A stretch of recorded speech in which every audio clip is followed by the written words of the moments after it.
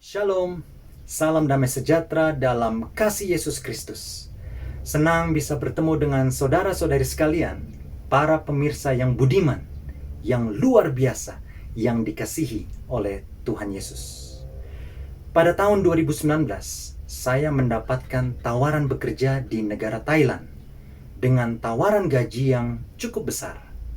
Setelah berbincang dengan istri saya dan melihat peluang karir yang tampaknya menjanjikan, akhirnya saya menerima tawaran pekerjaan tersebut dan berjanji kepada istri dan anak-anak saya bahwa seandainya segala sesuatunya berjalan dengan baik, maka saya akan membawa mereka semua juga untuk tinggal bersama-sama dengan saya di negara tersebut, yaitu Thailand. Pada minggu terakhir bulan November 2019, saya berangkat ke negara tersebut dan pada tanggal 1 Desember 2020, perusahaan mulai memberikan pelatihan kepada saya untuk 1 bulan lamanya. Di bulan berikutnya, yaitu bulan Januari 2020, saya memasuki masa percobaan di perusahaan tersebut. Tuhan menyertai saya dan saya berhasil dengan baik melewati masa itu. Sehingga di bulan berikutnya, dengan sangat gembira, saya mengundang keluarga saya, istri, kedua anak kami, dan bahkan ibu saya untuk menikmati liburan bersama di negara Thailand. 1 bulan lamanya mereka di Thailand dan bahkan kami sempat merayakan 2 ulang tahun yang berdekatan, yaitu anak kami yang bungsu di bulan Februari dan ulang tahun saya sendiri di awal Maret. Keesokan harinya setelah merayakan ulang tahun saya harus merelakan kepergian keluarga saya kembali ke Indonesia. Dengan harapan agar mereka bisa kembali ke Thailand 1 minggu sesudahnya. Karena pada saat itu perusahaan saya sudah memberikan dokumen-dokumen yang diperlukan untuk diberikan kepada kedutaan Thailand di Jakarta, agar keluarga saya bisa diizinkan untuk tinggal bersama saya di Thailand. Bukan dengan status turis lagi, tapi dengan status keluarga dari orang asing yang mempunyai izin bekerja di negara tersebut. Keluarga saya pun kembali ke Indonesia dengan gembira karena adanya harapan untuk kembali ke Thailand menemui saya di minggu berikutnya. Tetapi sangat disayangkan, hal itu tidak terjadi karena minggu berikutnya Indonesia dan bahkan dunia sudah menerapkan lockdown karena pandemi COVID-19. Itu berarti saya tidak bisa memenuhi janji saya agar saya dan keluarga bisa bersama-sama dalam waktu dekat itu. Dan kami semuanya pun bersedih. Saya tidak berdaya dan harus berpisah dengan mereka selama hampir 2 tahun lamanya.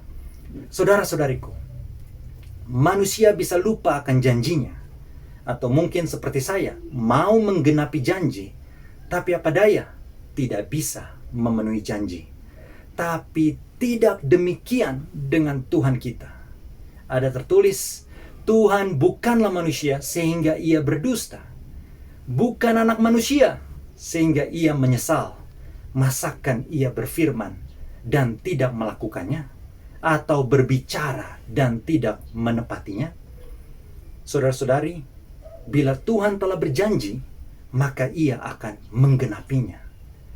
Di dalam kitab suci ada banyak janji-janji ilahi yang disampaikan kepada kita. Dan saat ini izinkan saya untuk membawa perhatian kita semuanya kepada suatu janji yang dinantikan sepanjang zaman. Janji terbesar yang pernah ada untuk mengakhiri dosa dan akibat-akibatnya. Mari kita buka Injil Yohanes 14 ayat 1-3. Janganlah gelisah hatimu, percayalah kepada Allah, percayalah juga kepadaku.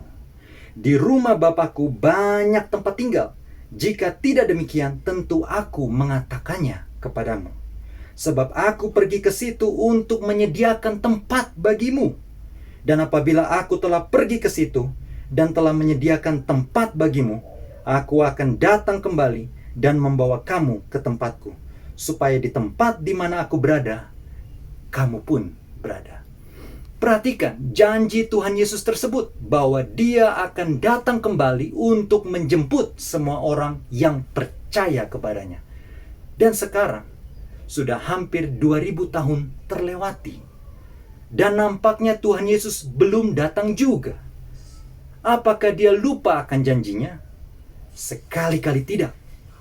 Ada tertulis, Tuhan tidak lalai menepati janjinya sekalipun ada orang yang menganggapnya sebagai kelalaian. Tetapi Ia sabar terhadap kamu karena Ia menghendaki supaya jangan ada yang binasa, melainkan supaya semua orang berbalik dan bertobat. Sesungguhnya Tuhan masih menunggu saudara-saudari dan saya agar kita semuanya bertobat dari dosa-dosa kita semuanya. Agar jangan ada yang binasa, tetapi supaya kita semua didapati benar dan bisa diselamatkan untuk masuk ke dalam kerajaan sorga. Saudara-saudariku, bila mana ada dari antara kita yang berpikir bahwa Tuhan Yesus masih lama datang, atau bahkan ironisnya, sudah banyak sekarang yang meragukan kedatangan Kristus. Perhatikan baik-baik, terlalu banyak tanda-tanda kedatangannya yang sudah tergenapi. Apabila kamu melihat awan naik di sebelah barat, segera kamu berkata akan datang hujan. Dan hal itu memang terjadi. Dan apabila kamu melihat angin selatan bertiup, kamu berkata hari akan panas terik. Dan hal itu memang terjadi. Hai orang-orang munafik, kita semuanya, rupa bumi dan langit kita tahu menilainya. Mengapakah kita tidak dapat menilai zaman ini? Mungkin ada dari antara kita seperti para murid Yesus di waktu lampau yang bertanya, bila manakah itu akan terjadi dan apakah tanda kedatangan Yesus dan tanda kesudahan dunia? Tuhan Yesus telah mengamarkan sebelumnya kepada kita dalam Injil Lukas 21 ayat 25 sampai 26. Dan akan ada tanda-tanda pada matahari dan bulan dan bintang-bintang. Dan di bumi bangsa-bangsa akan takut dan bingung menghadapi deru dan gelora laut. Orang akan mati ketakutan karena kecemasan berhubung dengan segala apa yang akan menimpa bumi ini, sebab kuasa-kuasa langit akan goncang. Saudara-saudariku, dikatakan pada perikop tersebut bahwa akan ada tanda-tanda di langit pada matahari, bulan, dan bintang. Tahukah Anda bahwa dalam sejarah manusia hal itu telah terjadi? Pada tanggal 19 Mei 1780, matahari menjadi gelap. Di lain waktu tanggal 13 November 1833 telah terjadi hujan meteor yang sangat besar. Semuanya itu telah terjadi, saudara-saudariku. Bahkan lebih jauh, di perikop tersebut dikatakan bahwa bangsa akan takut dengan gelora laut. Masih ingatkah Bapak, Ibu, saudara-saudari sekalian saat tsunami menggoncang Aceh di tahun 2004 silam? Yang telah membunuh hampir 170.000 orang di Aceh saja? Bahkan dampak tsunami tersebut juga dirasakan sampai ke Sri Lanka, India, Maladewa, dan Thailand. Dengan total kematian sekitar 225.000 orang yang mati di berbagai tempat tersebut, termasuk di Indonesia. Ketakutan telah melanda dunia ini karena bencana alam bukan saja ada di mana-mana, tetapi semakin sering terjadi. Tuhan Yesus juga menambahkan dalam Injil Matius 24 ayat 6 dan 7. Kamu akan mendengar deru perang atau kabar-kabar tentang perang. Namun berawas-awaslah. Jangan kamu gelisah, sebab semuanya itu harus terjadi. Tetapi itu belum kesudahannya. Sebab bangsa akan bangkit melawan bangsa, dan kerajaan melawan kerajaan. Akan ada kelaparan dan gempa bumi di berbagai tempat. Perhatikan, di saat dunia mengupayakan kedamaian dunia, Alkitab dengan jelas mengatakan bahwa hal itu tidak mungkin terjadi. Dan sesungguhnya peperangan akan semakin merajalela menjelang kedatangan Yesus yang kedua kali. Belum selesai perang yang terjadi antara Rusia dan Ukraina, perang Israel dan Palestina kemudian berkecamuk. Kelompok Hamas yang menyerang Israel terlebih dahulu dan menewaskan hampir 1.000 300 orang Israel, serta menawan 240 orang Israel saat itu.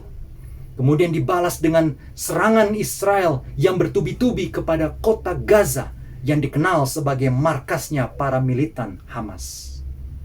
Alhasil, sampai tanggal 10 Februari 2024, sudah lebih dari 28.000 rakyat Palestina, termasuk anak-anak, harus mati karena serangan militer Israel di kota tersebut.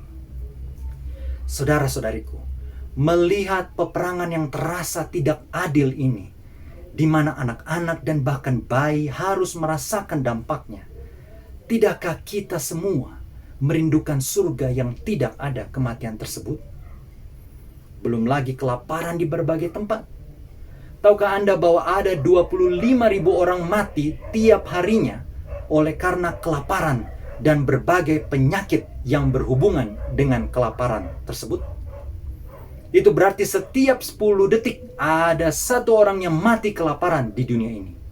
Dan menyadari hal yang memilukan ini, tidakkah membuat kita semua merindukan surga yang tidak ada kelaparan dan kematian di dalamnya?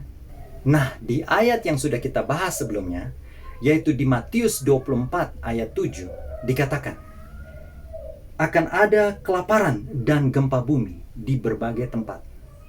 Terjemahan di Alkitab Bahasa Indonesia melewatkan suatu hal yang penting. Dalam bahasa aslinya pada Textus Receptus dikatakan esontai limoi, kai loimoi, kai sesmoi, katatopus, yang artinya akan ada limoi, kelaparan, kai loimoi, dan penyakit sampar atau wabah, kai sesmoi, dan gempa bumi, katatopus, di berbagai tempat. Kata penyakit sampar atau wabah tidak disebutkan dalam Matius 24 ayat 7, terjemahan baru Alkitab Bahasa Indonesia. Padahal ini sangat penting karena belum lama ini kita baru melewati masa pandemi COVID-19 yang merupakan salah satu tanda akan dekatnya kedatangan Yesus yang kedua kali. Dan pada masa itu kita telah melihat miniatur akan apa yang akan terjadi pada akhir zaman ini, di mana harta yang dikumpulkan akan seperti tidak ada artinya. Sama seperti apa yang saya ceritakan di awal. Bagaimana pada masa pandemi itu, walaupun saya memiliki uang untuk memberangkatkan keluarga saya dari Indonesia ke Thailand, tapi itu semua tidak berarti karena semua penerbangan ditutup. Belum lagi dampak yang sangat hebat akan pandemi tersebut, di mana banyak pengusaha dan juga karyawan yang harus gulung tikar karena bisnis usaha mereka yang tidak baik. Yakobus 5 ayat 1-3. Jadi sekarang, hai kamu orang-orang kaya, menangislah dan merataplah atas sengsara yang akan menimpa kamu. Kekayaanmu sudah busuk, dan pakaianmu telah dimakan ngengat. Emas dan perakmu sudah berkarat, dan karatnya akan menjadi kesaksian terhadap kamu, dan akan memakan dagingmu seperti api. Kamu telah mengumpulkan harta pada hari-hari yang sedang berakhir. Saudara-saudariku, kita semua diamarkan untuk tidak bergantung kepada uang kita, harta kita, kekayaan kita, posisi kita di perusahaan atau institusi tempat kita bekerja. Semua itu ditawarkan oleh dunia. Tetapi jangan kita menaruh harap kepada semuanya itu, karena itu semua tidak bisa menyelamatkan kita dalam peristiwa-peristiwa akhir zaman ini. Sebaliknya, bergantunglah kepada Tuhan Yesus yang bisa memelihara kita setiap harinya.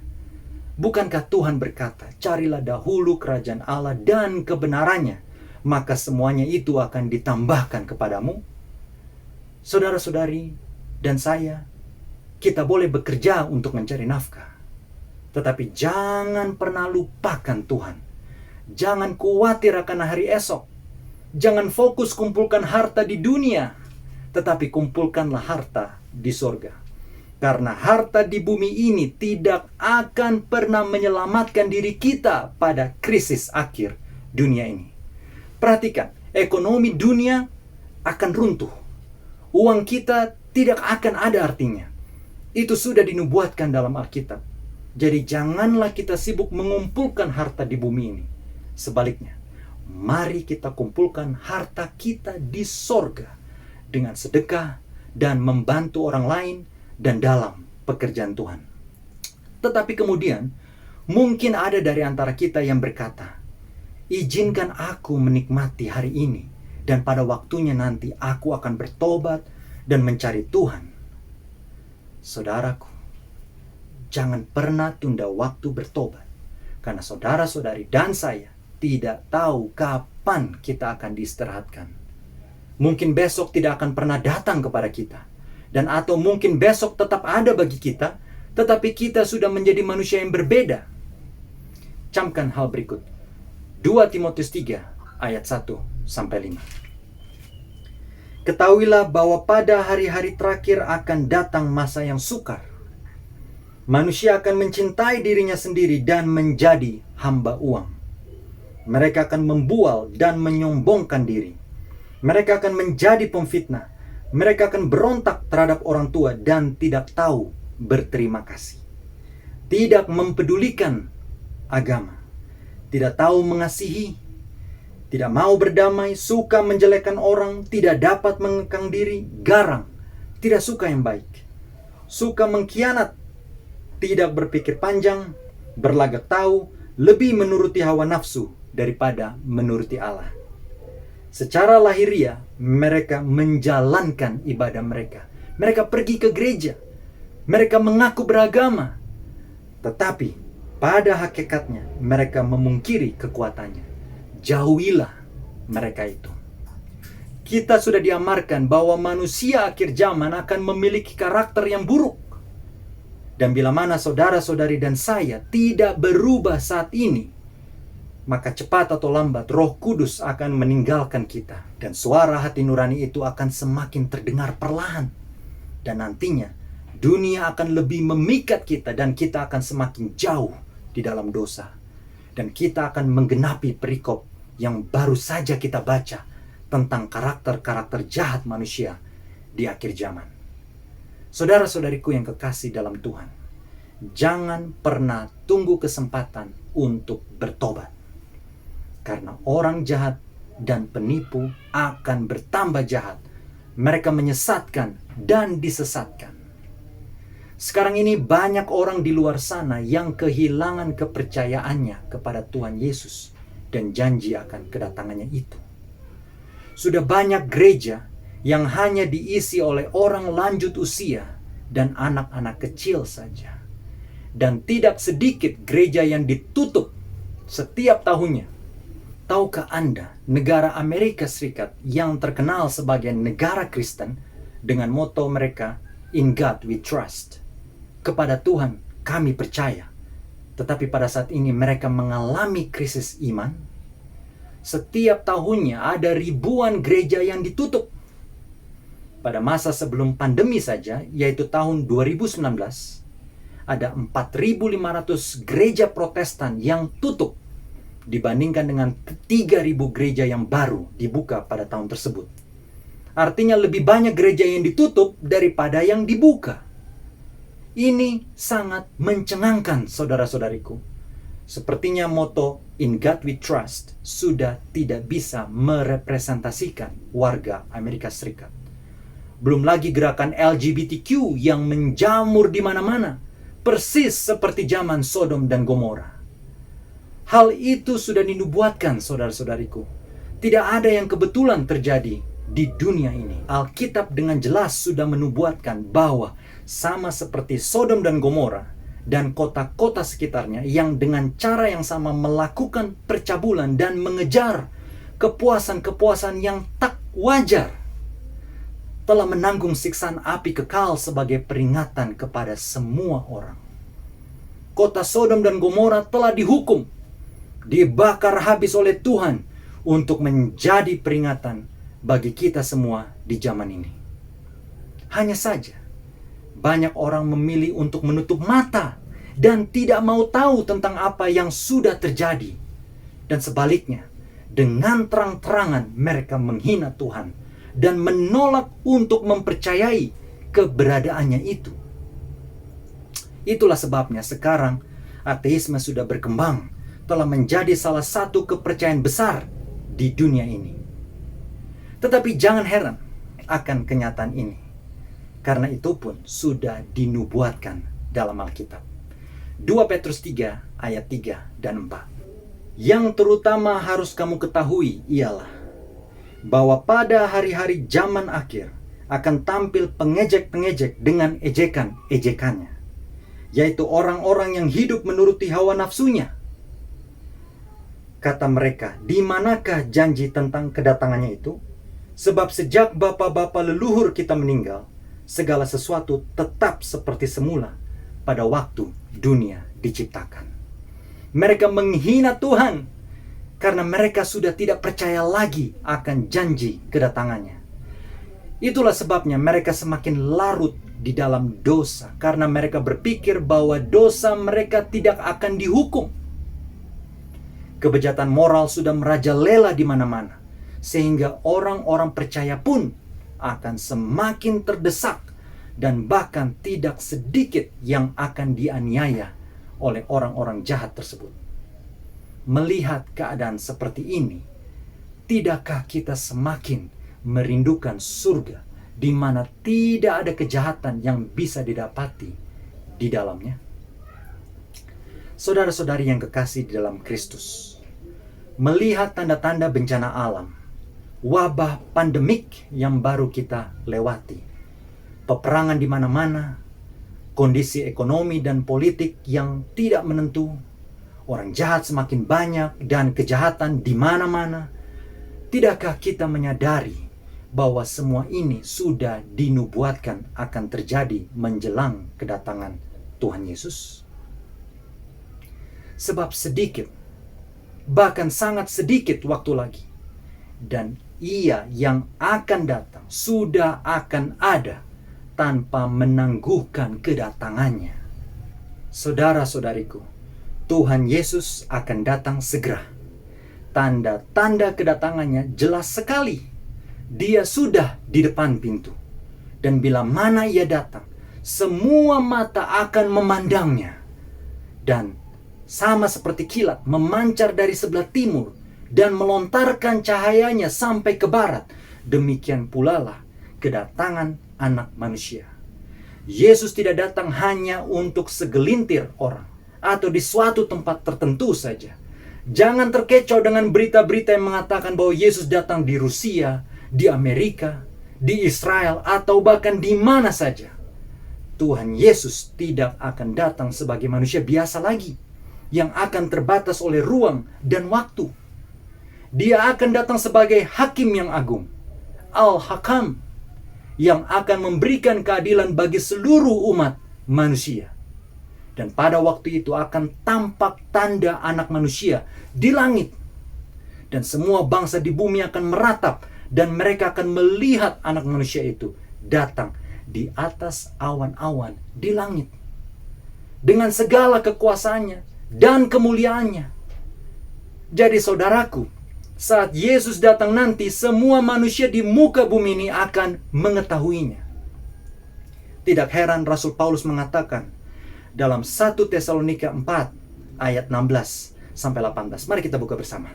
Sebab pada waktu tanda diberi, yaitu pada waktu penghulu malaikat berseru dan sangkakala Allah berbunyi, maka Tuhan sendiri akan turun dari sorga, dan mereka yang mati dalam Kristus akan lebih dahulu bangkit.